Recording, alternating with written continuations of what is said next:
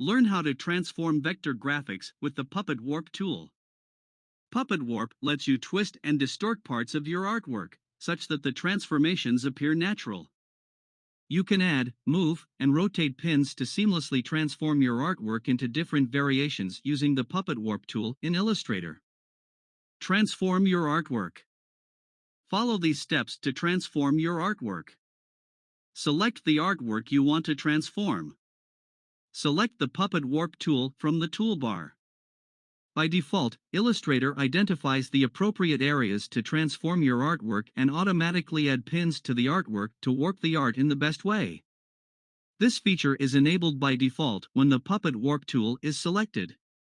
To disable this feature, deselect the Enable Content Aware Defaults option in the Edit Preferences General, Windows, or Illustrator Preferences General, Mac OS, menu.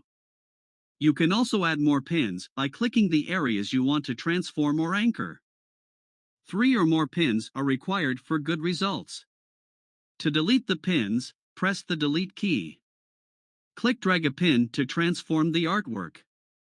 The adjoining pins hold the nearby areas intact.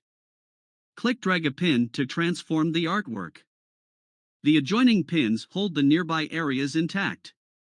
While transforming your artwork using the Puppet Warp tool, you can adjust the following settings in the Control panel or the Properties panel.